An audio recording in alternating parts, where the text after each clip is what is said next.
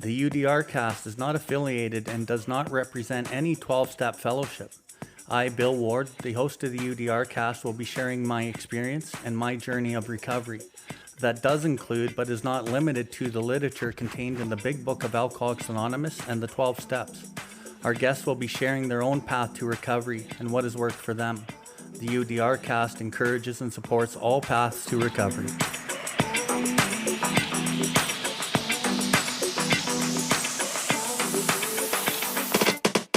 Welcome everybody to the UDRcast. UDR stands for Uncover, Discover, and Recover. My name is Bill Ward, and I'm coming to you from the recovery capital of Canada, Calgary, Alberta. Here we are going to discuss everything recovery, different perspectives, different experiences, both with the people I know and with others from around the world. If you resonate with anything you've heard on this episode today, we ask that you share it with anyone who you think may benefit from it. If you have any questions or comments, please find us at BILLWARDLIFE and send us a message in the info section. We'll get back to you as soon as we can. If you are interested in more recovery content, you can find the buttons for the YouTube channel and other social media outlets on the homepage, and you will be redirected to those platforms. We can recover, one person, one family, one community at a time.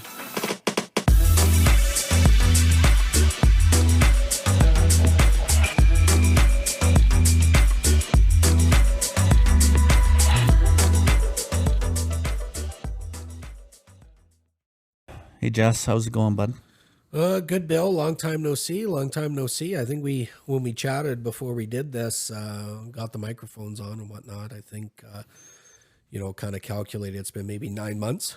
Yeah, dude, it's been a while, eh? That's crazy. What do you think my new gear and my new setup? Oh, I'm liking it, man. I'm liking it. I mean, it, seems to be, you have a better understanding of how to get it together. I didn't have to fucking wait for a whole hour for you to set it up. So that was a nice change of pace. And, if that's the case every time I come here and you got it ready to go, I mean, then I do like your new setup. Holy fuck. I can't believe I call you my best friend. Yeah, hard to believe. It is. Hard to believe. Okay, well, I don't know.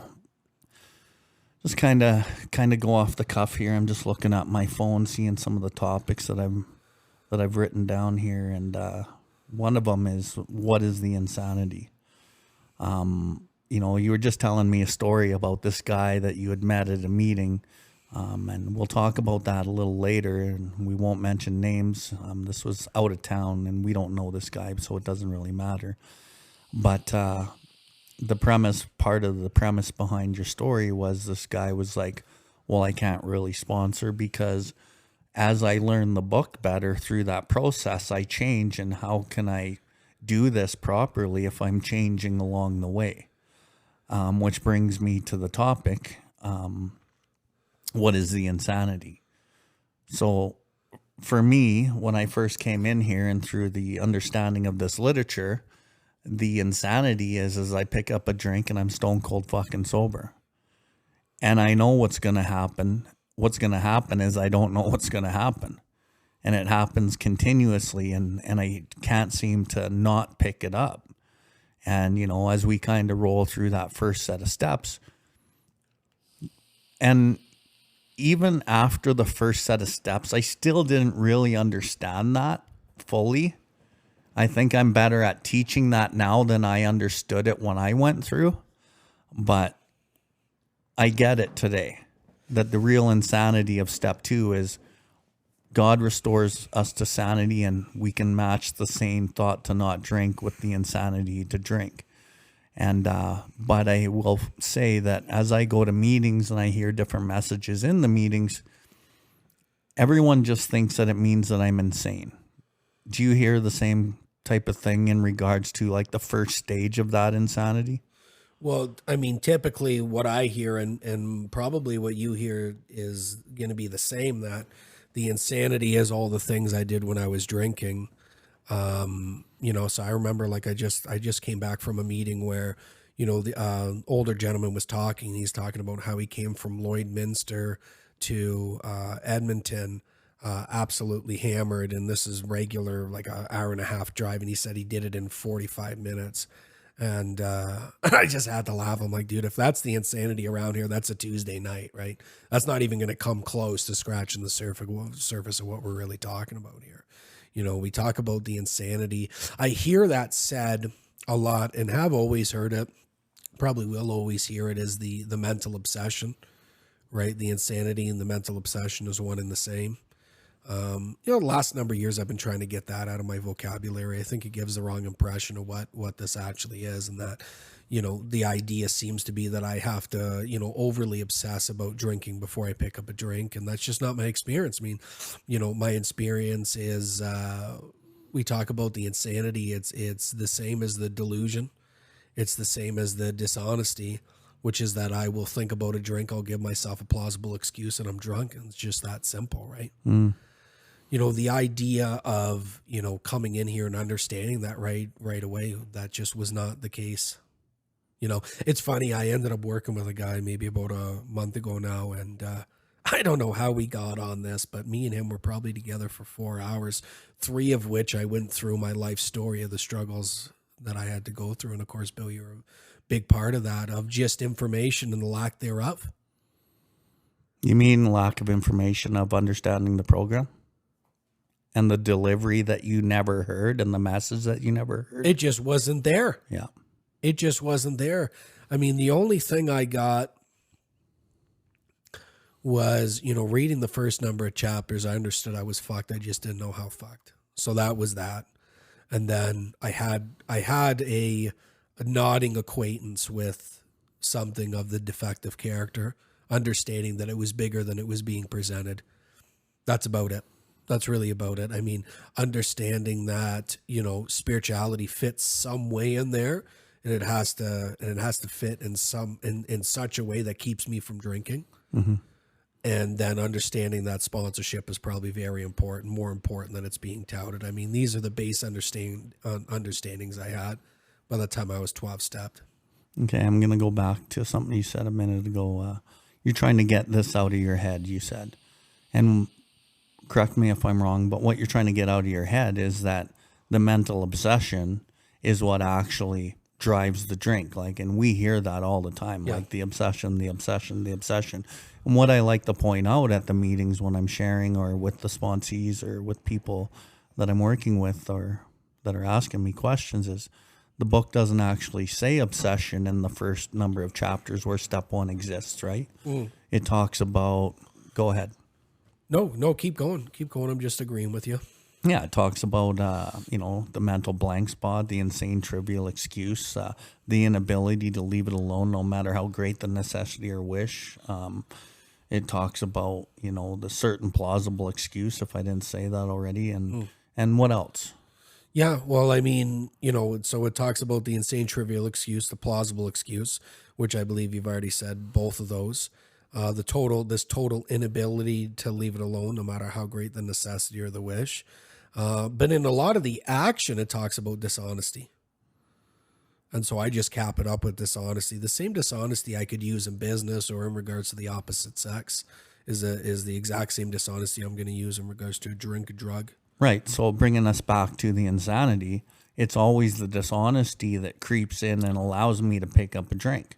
Yeah. And it is the dishonesty that kind of produces the insane trivial excuse, the mental blank spot. I think that might be a little bit different. What do you think? Yeah, definitely. But, well, because there is no thoughts, right? Like the book will say, you know, or sometimes there's no thoughts that precede the first drink. I'm trying to think of what the actual, or perhaps he doesn't think at all. That's what it is. Mm-hmm. So the plausible excuse, the insane and trivial excuse is dishonesty. That's it. I mean, this is why we're trying to live rigorously honest. Right. And again, rigorously means accurate, trying to get accurate with our thoughts and causes and conditions that actually drive us to drink. And so the insanity when we first get here is I need to match the insanity to pick up that drink with the same thought, which doesn't come on our willpower. And I love in the We Agnostics where it talks about we can wish to be moral, we can wish to be philosophically comforted, we can will these things with all of our might. As marshaled by the will, we fail, and we fail utterly. We can't will ourselves into this better living, into honesty, into these things, right? We have to have God's help or some type of a higher power. And through those like practical applications, and I don't mean like, I think that God's running my life, and I think that this is God's will, and I think, because it's all me thinking. I think through the practical application, through that maybe first and second set of steps, we actually are working with God, and that thought of the drink might come still early in those first couple of years, but it's fleeting and it's soon lost, and we're not thinking about it again, and there's no insanity in it because we're moved on from that moment. But then you bring up the other good point of the dishonesty that bleeds into the work, into the greed, into the sex relation, into the manipulation of women to get what we not want, right? And what I've found is the real insanity is that line in the step 3 where it says, being convinced that any life ran on my own self-will can hardly be a success. I don't think I came to the full term and understanding of that fucking line, honestly, until I've been in recovery for quite some time. And it was through being in recovery and seeing how my decisions that I make to get what it is that I think I want actually cause me pain, and I hurt people and I hurt myself. And that's kind of what you were talking about, right? Yeah, well, when we talk about running the show, you hear that all the time, running the show. What you break that down, what does that really look like? And as far as I'm concerned, that means that I'm making my own decisions and I'm trying to control the outcome. Mm-hmm. That's when I run the show, when I am the operator of my life. That's exactly what it looks like. I am making my own decisions and I am trying to control the outcome of those decisions that I made. So it's crooked right from day one, right? And would you agree that as somebody does that, their intention of maybe practicing these principles in all their affairs, their intention of running this program, how it's to be ran, might even be there. But because they don't understand the practical application, maybe they haven't heard much out of the book and where the solution lies. They kind of self-will the principles into their life with the best of intention, but underneath that surface, they're still pulling the strings in life and trying to make these choices, guessing if it's God's will, and often are still fighting themselves and other people and the world as a whole, because it's masked as God is doing it, but really God's not even fucking part of it. Would you agree? Yeah, I would say that most people operate that way. In the program and then outside. For sure, that is, a self-serving God is what most people run their lives by. And hence we see a lot of people in the program struggle severely with life and with themselves, and they miss the actual practical application, I believe, of that step 10. And I always say, you might not know what God's will is, but if you've gone through this material properly, you'll identify your will. And if you identify your will and you follow that process of the step 10 in the book, then you come out of that process with the principles are the results of what you just did. The thing about what the outcome is it's often not what you wanted, because the process actually stops you from manipulating the world to get what you want, that you think's going to make you better, you happier, successful. So the thing is as you follow these practical applications, you identify your own will. You relinquish your will through the process. And then the results are the principles.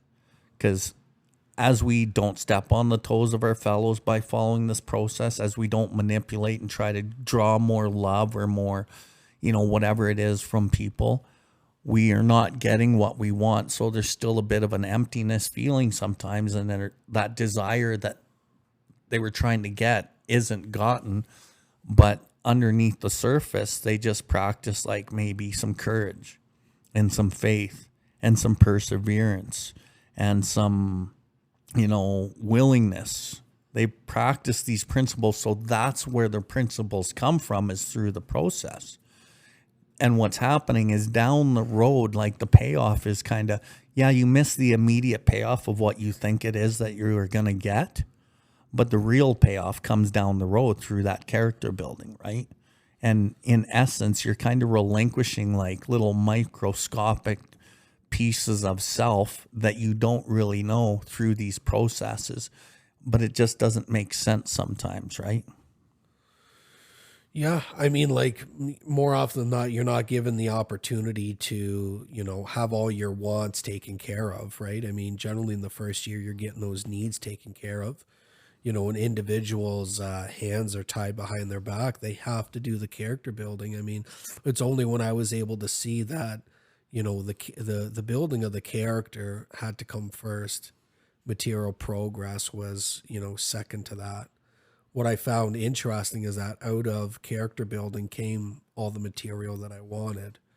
And when that started to happen, it was not the final end and aim. That was not what I was searching for. It came as a byproduct of doing this work. I think, when you chat to a new guy, it's very easy for him to have the blinders on, much like it was for me.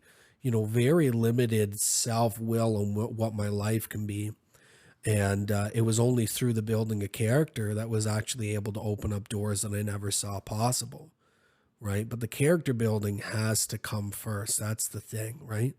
And it's not to say it won't happen on, God's terms. Like, probably one of my biggest fears was what if this power didn't want what I wanted, right?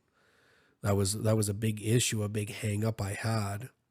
But seeing as I had no other options, I mean, my hands were tied, much like these other men that I'd mentioned. How did you get through that process of maybe God doesn't want what you wanted? How did you finally give that up? Because that's the big thing with people, right? I was talking with somebody today and it's like, fuck, how do I give this up? How do I let it go? How did you let it go? Or how has it systematically let go? I mean, definitely a blind faith. It's not like I was shown in other men that I believe that they had adopted this way of life and their lives have turned better. And the understanding that how I was operating my life brought me to where I was, that just about anything other than where I was going to be better. So it was a lot of blind faith in your belief in these other men and people ahead of you that said that this could happen like this, and so you just tried it and suffered the pain of whatever it was. Well, it was, I mean, it was having a bottom of the substance and then a bottom of self. Once I had a bottom of self operating in a defective character, then that's where this whole thing changed. Not only do I understand I'm fucked if I do, which is drink, I mean, I'm just as fucked if I don't, for sure. And when you say the bottom of self, it's not a whole collective bottom of self. Typically, it's like one area or another and another and another bottoms of self. Is that correct? Well, I found I was operating in one area full tilt, and it was destroying my equilibrium just as much as alcohol did. It was an area of life where generally you would get a pat on the back. Society would pat you on the back for this behavior. And because I was so heavily active in that area, it burnt down every other facet of my life. So by the time I came to the bottom of self, it was the destruction as if I had a drink, but I still had time. Okay. And I guess that just plays to the fact that not everyone's journey through this process is exactly the same. So you had a big burning down of self in this one area. And so for me, I've had many burning downs of self in smaller areas. And I was talking with somebody this morning, and they're in a relationship. And they're positive they shouldn't be in this relationship. And they can't get out of it because they're not willing to take that blind faith because they still think that maybe this is salvageable. But I talked to this person. I said, we're driven by 100 forms of fear and self-delusion. one of the big topics in the program is always fear, right? But nobody talks about the self-delusion. And the self-delusion is equally as important as that fear. And self-delusion means I lie to myself. I believe lies. But when I look at the facts, and the key feature of a delusion is that you still believe it's true, even when you've looked at the facts and the evidence against what you believe is true, you still think it's fucking true, which in this case is this relationship that they know they shouldn't be in, but they still try to think that it's going to work somehow, some way. It's very similar to the drink, right? And then another aspect to this individual's growing was they have kids. And, you know, they've worked really hard in their recovery to try to get their kids back. And the kids just aren't coming back. And the kids are kind of resisting and, you know, saying things that, you know, hurt the person. And they're like, well, fuck, I've been sober doing this work, and why isn't it changing for me? Like, the promise that it's going to change isn't coming true, kind of thing, right? And then the other aspect is in the career, and the job that the individual's working is not really the job that they want. And it's like they're settling for this job because they have to do it. They got to pay the bills, and there's heavy pressure and coercion to do this from the outside world, kids, spouse, family, you know, society, to have a job to make money. And I said, here's the deal. Here's the fucking deal. None of these things work individually. These things work all in conjunction with one another. And you might not be getting your kids because maybe God's saying, you know what? I'm not fucking giving you your kids in the way that you want it right now, because I don't want them to see what you're fucking doing to yourself over here in this relationship. We don't need your kids to learn these type of behaviors and how you're being treated in this relationship and how you treat them. So I'm not giving you the chance to get your kids. Maybe God's saying that. Maybe God's saying, you know what? You got to be self-supporting through your own contributions and learn the lessons. Until you learn certain lessons, you don't get the key to the next door. And everything works together like a ball of yarn, like the world works, like the universe works. It all works in conjunction with each other. These things aren't linear. They're interwoven. But you don't get the key to the next door until you learn the little lesson or the big lesson that you need to learn. For you, Jesse, it was a huge lesson. And that huge lesson, when you finally surrendered that, it actually unlocked the keys to many other doors that weren't the destructive self, but you still knew you needed to work in these other areas. So it made it easier, right?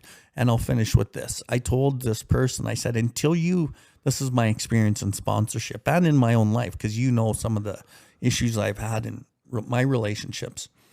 I can't grow spiritually, emotionally, mentally, and grow up in my own life if I'm still attached to a really bad relationship, because there's so much self still running the show. I can't actually grow my way out of it. So I keep hitting like the ceiling going, fuck, I need something more. And that's when a guy like me would normally reach for more inventory. Give me more ways to fucking get relief, right? But the intention is there, but underneath that surface, it's all still based in self. So I still fucking suffer, and my suffering becomes acute and fucking constant. Yeah. Yeah. I mean, definitely, like, in regards to this individual, looking at all these areas that, I mean, they're looking at all the areas of fear, right? Where fear is prominent. You know, if we look at the deeper level fear, which there's 5 of them, it's career, finance, reputation, relationship, and health, right? And the feeling that life isn't treating me right in those areas is like the very feeling is the compass of running the show, which, like I had mentioned before, is operating, making my own decisions and trying to control the outcome. Where, and, you know, had I been sponsoring this individual, I'd be looking very close to age, right? Especially with men, you know, there's a certain age where they have a ton of time, and then there's a certain age where they're running low on time. right? I mean, if they are to have, success in the career and they are to try and turn that around, there is only so much time, a man can do that in. But, in my own experience, in the experience of me working with other men, in the last number of years in regards to the career, regarding the kids, regarding the spouse, all these other things, he really has to do everything he can on his end and give that outcome up, right? I mean, sounds pretty basic, but I can't tell you how many times I've been put in a situation where, I could do these things maybe 90% thinking that it should be good enough. And the problem with that is I will never know if that 10%, if this didn't work out because of self, not necessarily God. Mm-hmm. So if I give it 100% without a doubt, then I know the outcome is pure God. Right? So to this individual, the thing that bugs me, and this is something that's agitated me now for a little bit of time, where the whole sell on this God seems to be today, at least since I've been going to other meetings outside of where we reside, and the Step 9 promises, right? The Step 9 promises being the sell of the spiritual aspect of this program, and I absolutely can't stand that. That's agitated me. I think even longer than the year that I mentioned. I think that has always agitated me since I started getting some sort of an understanding, because the sell for the spirituality was sure as fuck not through the Step 9 promises for me, and hasn't been through many men. The sell has been needing to put something beyond human aid between me and the alcoholic insanity, right? And that's found in the Step 10. It's found in the Step 10 promises, right? And this is why the Step 1 have latched onto so much in the last number of years, and really trying to bore open that gut level concession, or concession to the innermost self. Because if that's properly done, then this individual can take on the idea of God, or at least the theory of God, latch on to something tangible, and we could start there. So it's foundational, right? 100%. So you're really emphasizing the components of the Step 1 to create that, like the book says, the gates of hell had closed on him with a clang. Yeah. Because without that foundational belief that God can, help me, then the rest of it doesn't even take, right? Well, even the guys that I sponsor, when they hit the spirituality, they hit the spirituality from their own development with the guys that they work with. And that's not going to fly. The sell on the spirituality is not that this God helps me out in my anger, or helps me with humility, or, has moved me to tears. That's not the sell, not even close. The simple fact is that if this individual does not get something beyond human aid, which is something that he's used, which is something that many other people, non-alcoholic, have been able to use to either stop and or moderate their drinking. The alcoholic has a total inability to leave it alone, and the solution is not found in the world of the material, much like a lot of people think. And it might be found in the world of the material for a heavy drinker or moderate drinker, but not for the real deal, right?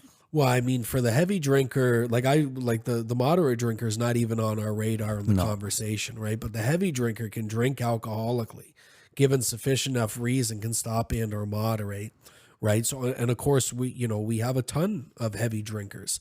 They don't need to do any of the work here. They could, they may need medical attention. So you'll find them in the treatment centers, you can find them in the rooms. But when it comes to the real deal alcoholic, he needs something beyond human aid, which is beyond the kids, which is beyond, the career, money in the bank, all these material things that he's tried to sober up off of for such a long time. He needs something beyond that human aid. That's the sell of God, right? From that start, then yes, God can help you out in all these other areas, but that's a byproduct. That's not the main sell. And I think another part of this sell is that, like we talk about in the book, it says we could wish to be moral, and we could wish to be philosophically comforted. And the book and the program, in many respects, are philosophically comforting. And it gives you that warm, fuzzy feeling. It's like hugging the big book and knowing that God's in your life, and it just feels so warm and fuzzy. But that's not enough either, right? And a lot of, the experience that I've seen of others is God is only the good. God is only the good. People don't see God in the bad. They don't see the lesson of God in that bad. And what's your experience with people, your sponsees or people that you've met that have this idea that God's only the good?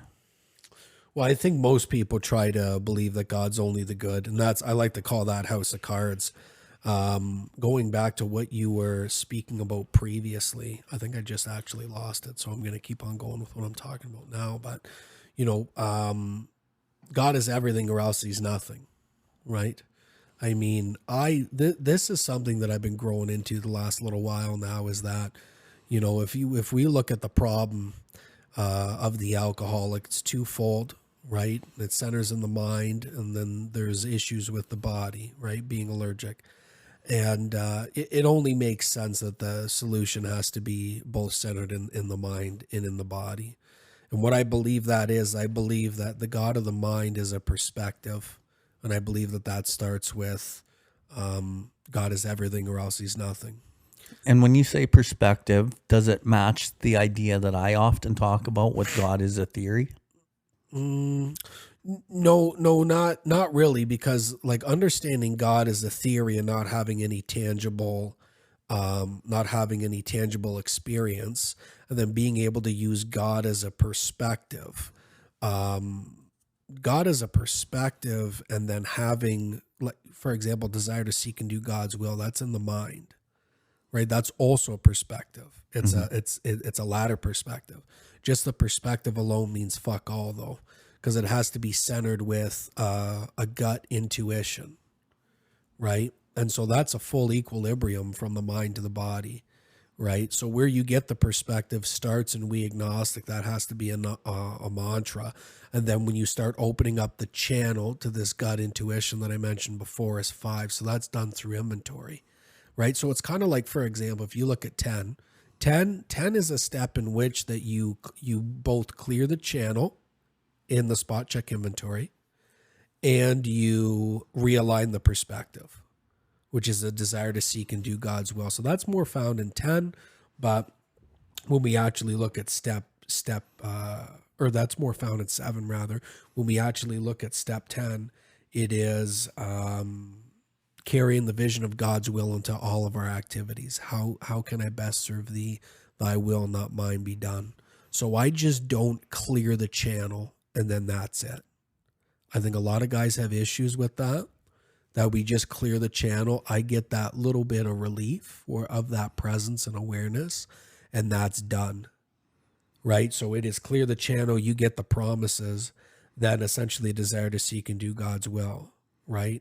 And then that correlates with step 11.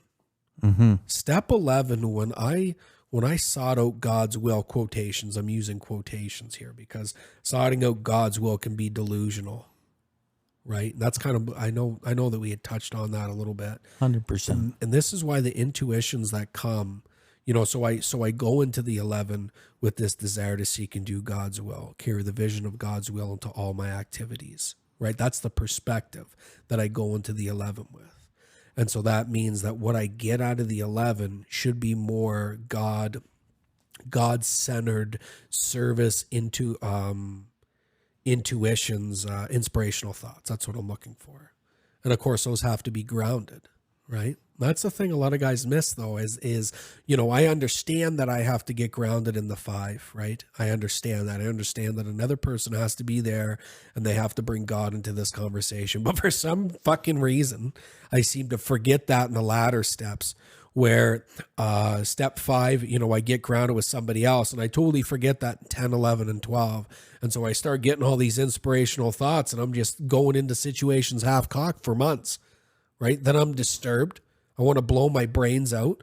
And, all these all these feelings that I get out of running my life, which, as I said before, is making these decisions on my own and trying to control the outcome. And then I think, I think I'm wronged. Right. And I think society doesn't treat me very well.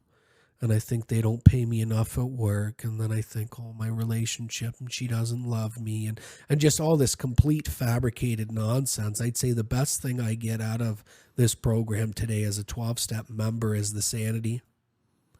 Is the sanity to cut off these irrational thoughts as soon as they come in. Being restored to sanity for me is not just being restored to sanity in the drink. By the grace of God and the fellowship here, I've been restored to sanity in all facets of my life. If I become insane again, it is by choice and by my own hand. So just to kind of tie something in from prior in this conversation, you had mentioned every day is a vision where we must bring the vision of God's will into all of our activities, which to me is a surrender of the step 7, where we want to, have this ability to seek and do God's will. And why it's written at that part of the step 10 is because if we've been practicing this process, we will have relinquished a lot of the self. And through that practical application, we can bring the vision of God's will into all of our activities. And we have begun to develop this vital sixth sense.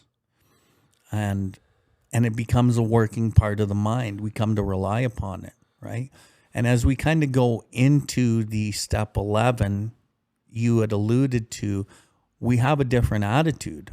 We have an attitude of God is the attitude as we practice this step 10, which is imperative to really go into step 11 and make step 11 actually work as a power step. And in the literature, it says better men than us have been using it constantly. It works when we have the proper attitude and we work at it. And that attitude is exactly what you were alluding to, this attitude of God. And God becomes the attitude. And where that ties in the 7, because to me the 7 is the surrender, which comes through the working of the step 10 process. You work through the step 10 process enough, you're actually relinquishing your defects through this process. And you get to this surrender part of God and working with love. And the most profound result of all was our change in our attitude towards God. And that comes through that step 10 process. And then we move into that 11, and the 11 doesn't have a ceiling. So let's just say the 11, typically, if I'm just self-willing the principles into my affairs with the best of intention, you had alluded to, people still suffer because they're just trying to practice the principles, but underneath that intention, underneath the surface of just practicing the principles and guessing what it is, they're still running the fucking show, which brings about a lot of misery and suffering still. But when you're practicing the precepts of the 10 and you get into the 11, again, back to the ceiling comment, the ceiling of step 11 out of 10, most people will work a step 11 at a 2 out of 10. That's generous. Yeah, well, okay, that's generous, right? But they're missing like 8 points. They're missing 80% of what this power step can actually do because they're not working the 10 properly. And I think a lot of the reasons why people miss the 10, and correct me if I'm wrong, in the room, step 10 has so many versions of what it is. The number one version of what people think step 10 is I promptly admit that I'm wrong and I go fucking make an amend. And that is such garbage because that amend typically in that moment is based in self and is based in guilt, and it doesn't actually take you to genuine humility. It takes you to relief from self again. So the foundation of that action is based in self. The other thing is the treatment centers have kind of diluted the program by programming the people that go to treatment that step 10 is this nightly inventory thing. So then everyone thinks, because, a lot of our rooms are filled with these treatment center guys, and no disrespect to the treatment centers or the guys who do this, but the clarity to this needs to be talked about. Step 10 is not a nightly inventory. That is actually a step 11 process. So those two things are the number one reason why I think step 10 gets so misconstrued and diluted. And the shitty thing is step 10 is such an important step to the clearing of the channel. And it says we have entered into the world of the spirit. We actually grow closer to God through the processes of the step 10. So we're not really growing closer to God is what's happening, or people aren't.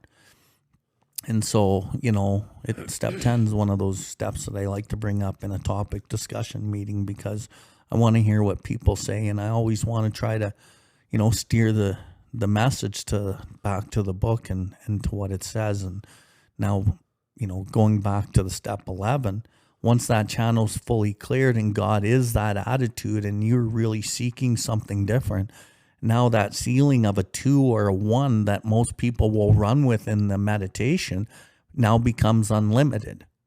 It's an unlimited power step that you can source and really grab intuitive thought when you're following. And I love how you have really dissected the step 11 in the big book to pull out only what the directions are, because again, step 11 in the big book has specific directions, but it often gets colluded and diluted with all the fluffy shit from page 86 to 88. And you figured that out years ago. I've used it a lot and I fucking love it, bro. And when you do what you say and what the book says, there's a fucking other level to this.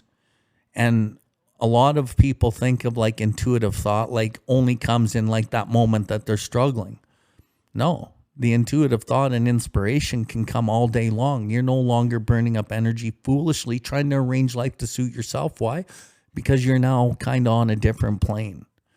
And can you maybe, throw in some shit on maybe that intuitive thought and how it just works all day and we can kind of get through the day. And I like how you mentioned the choice. You can fuck yourself and you're fucking yourself. And sometimes you do, and sometimes so do I, right? But eventually we'll have enough of that shit and fucking get out of it. So yeah, whatever. Go for it. I mean, definitely the step 10. I mean, the step 10 is my favorite step. And I've emphasized that as being, the keys to the kingdom. As a 12-step member, it is 10, 11, 12, 10, 11, 12. And it took me a little while to understand that. Like, as soon as I clear the channel, I have to source the power found in 11. And I have to act out on those intuitive thoughts found in the 12. It's not just 10, we chat about, these practices taken separately can bring much relief, right? But when they're logically interwoven in practice, unshakable foundation for life, And so I have emphasized the 10 for a lot of years. I mean, the 10 itself allows me to be right here, right now, allows me to be a full participant in my life, especially when, there has been circumstances brought out of self that has brought my life crumbling for sure. Typically that's not the case. I mean, typically it's all calamities, right? Within my own mind that make me feel as though my life is coming apart. Whether or not it's circumstantial or calamities in the mind makes little difference. The feelings are but the same, right? And so step 10 allows me to be right here, right now. Like I remember years ago, it was it was more, it was a good blend between both. It was circumstances and calamities in my mind. And all I had to do was stir this coffee, and all I had to do was be nice to this cashier, and all I had to do was get in my car and be safe on the road. And I can't tell you, I mean, maybe not so much now, but early recovery, first maybe 4 or 5 years, I mean, it was a lot of seconds and inches like that just to keep sanity, right? That's what step 10 allows me to do, allows me to hide from life and life. It's so funny at this newer position that I have in my career, where I hear a lot of these things that I've said just in different ways. And we're talking about normal people, like normal people who strive for a better way of life, definitely do take on self-examination. I'd say it's probably one of the biggest fucking pieces is self-examination. But here's the thing, though, is when I talk to, guys that I'm working with that, are definitely full-blown alcoholic at that moment, the one underlying thing that they're always missing or they're always lacking in without exception is always the step 11. Always the step 11. Because the simple fact is, in that moment when they've called me, they're carrying out the 10. And they seem to be confused on the next steps. And the next steps is the 11, source and that power. And you're talking about just regular people? No, I've switched gears now more to sponsees, right? If I look at 10, 11, 12, a lot of these guys, because I said just in that moment, they're calling me, right? So they could easily be fulfilling their 10 in the call to me, right? And I know that a lot of the guys I work with, without exception, have guys. That's an absolute non-fucking negotiable with the men that I work with. The you sponsor. This isn't Jesse's a saying, oh, blessed be, and thank you for the opportunity. This is none of that, and whatever gratitude they have toward me, they place on the program of the program, and they do that work, right, which is sponsorship. So for the most part, they're calling me in the moment. I know that they're sponsoring. Well, what's missing? Without exception, always it is the step 11, and it's not they're just like he had said, operating at a 2, and I had said that that's generous, because that's most men. Like they treat it as a mysterious skill of clergymen, right? Something that could give them a secondhand benefit, almost like kind of like a bush league pinch hitter in the 11, right? Like the 11th step is a bush league pinch hitter step. You know what I mean? Like it would help. I mean, they're tangled up when they call me and they never even thought about doing that, right? That's how bad step 11 is, or it just does not get utilized at all. And we're talking about guys that I work with and guys that I've worked with for years, So, you're familiar with the line in the Working with Others chapter where it says, faith alone is insufficient. To be vital, it must be accompanied by self-sacrifice and unselfish constructive action. So the idea of God is insufficient. The concept of God, the theory of God, it's insufficient. The God of the mind is insufficient. To be vital, to give you life, to give you like vitality in life, to make you happy and have joy, must be accompanied by self-sacrifice. The self-sacrifice to me comes through that 10 work. And I'm relinquishing my manifestations of selfish, self-centeredness, resentment, fear, judgment, condemnation, self-pity, self-loathing, whatever the manifestation of self is in that moment, I am now relinquishing it through the process. That is the self-sacrifice.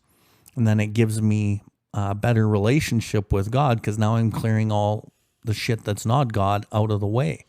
And then I begin to, like we talked about before, have a real connection of the body, of the mind and the spirit. Everything's kind of working with this God, this loving God. And then, because I've taken away so much self, the unselfish constructive action just comes as a byproduct of all of this work that we're talking about. And the human being, in my opinion, is actually inherently given the wanting to give and to serve people based in love. But we're wired by society, belief systems, traumas for self. So once we clear out all the wiring, which is worked through that 10, and we clear it more through the 11, the natural path of the process is to be of service. And through the service is where most of the gifts lie. And we talk about in the doctor's opinion where it says we work out our solution on the spiritual and altruistic plane. And so we're talking the 10 and 11 are pure spiritual discipline steps. And through the relinquishment of self in these moments, and then doing some of these acts of service, acts of altruism along the way, because it's part of what we do, but they're just acts of altruism because it's not all actually altruistic. Because if altruism is unselfishly devoting oneself to the welfare, happiness, and well-being of others, that's without reservation. And that actually comes down the road. And that's where the gifts are. That's where the intuitive thought is. That's where presence is. There's one who has all knowledge and power. That one is God. You must find him now. That's kind of the essence of step 10. We're bringing God in. We're staying present. That we're walking hand in hand with our creator, spirit of the universe, whatever, because it's there with us as we practice this process, these processes. And then we get to that 12th step, of which most people don't want to do. And why I would guess that most people don't want to do it is because the step 10 isn't actually practiced, disciplined, or they don't really know. And so the step 11 never really works to the extent that it needs to. And then most people just want to get on with the business of being self-satisfied. And I know for you, you're doing a lot more like life. But the one thing that you haven't stopped doing, and I believe you've said this in the past, and I use it also, sponsoring and working with others is the IV drip of sanity in your life. And it actually balances every aspect of your life. And you do it altruistically. Nobody even knows what the fuck Jesse's doing. But I know, because you're my best bud, that you have not let your foot off the gas pedal on working with others. And I've met a number of people that are working with you that I didn't know were working with you. And, do you have anything to say on that shit? Yeah, I mean, just quickly on the disciplines, like why these guys aren't doing it. It's not, some wild explanation. It's just simply because we alcoholics are undisciplined, and these men have not adopted the disciplines needed in the latter steps, right? And, that is so important. Like once those become grooved, we take that out to life, right? Like we do not carry that and the benefits of that to the outside world just in one little group, which would be the fellowship, right? We bring that out to society, which, you're right. I mean, the last 2 years, COVID had really screwed up some things, much like it had for, a lot of people. It took a global pandemic for me to really scale back my meetings, and then a death in the family and some other stuff that we had dealt with maybe 2 years ago. One thing that had stayed a constant and is still a constant is sponsorship, like you had mentioned. But the focus had been society the last maybe year, I'd say, and packing all this into society, political and that type of stuff, right? Which I know that you had been up to that type of stuff as well. And, the career's taken a lot of time. Relationships taken a lot of time. Some family issues now that have come up again has taken a lot of time. And, why I bring all that up is because, I'm able to carry the benefit of these principles into those situations, right? I sponsored as many men as I had and still sponsor a good clip of men for these guys to, not necessarily take over, but I guess in a way to take over. Even with you, Bill, as your life takes off, the time and energy you have is more and more limited. And, I went to a meeting maybe 2 months ago. I had a couple sponsees in that room, and I could have got away with not sharing. The message in there was, right on point. I think out of the three or four guys I had there, 3 spoke. 2 or 3 spoke, and I was like, all right, I'm done here. I'm good here at this meeting. I was asked to share and I was able to contribute, but it wasn't necessary, where a lot of other rooms that I go to that's outside of where we reside, that's not the case at all. Dude, it's so funny you mentioned that, because I was on a meeting, on our Zoom meeting, the Fellowship of the Spirit, and I've been carrying the same message, and it's grown in understanding and effectiveness over the years. But like you with step 10, it's me with step 6, right? Mm-hmm. Which there's a huge link there. So it's not by accident that your favorite step and my feeling of the most important step are very tied closely together. But I was on a meeting, and it was step 6 or 7. I'm pretty sure it was 6. And the sharing that was on that meeting, dude, I felt like I didn't even have a place there. I didn't even need to say anything. Like, it was so apparent that the message of the Step 6 is sinking into a lot of the members in the program, and it's being carried, at least in certain fellowships for sure, and in certain lineages for sure. And so I felt that exact same way not too long ago. And you know what? There was a little part of my ego that was like hurt, but then there was a huge part of my heart that was like just so happy because it's happening, right? It's happening. Well, that was kind of the point. I want to switch gears a little bit, but I want to keep on this momentum of kind of what we're chatting about. And I am curious to know, what are you doing today for your Step 3? Like, when it comes to the prayer with the individuals you're working with, what are you doing today with that? Let's start that as a new segment. Okay. Okay. Well, you want to take a break now? Yeah, I'm going to shut this recording off. Thank you for tuning in to the UDRcast. We hope you have enjoyed this episode. The viewpoints and the opinions expressed today were solely of the individual sharing them. If you resonated with this episode, please follow us and share this link with anyone that may benefit from it. Please visit us at BILLWARDLIFE to see everything that we have going on. We can recover, one person, one family, one community at a time.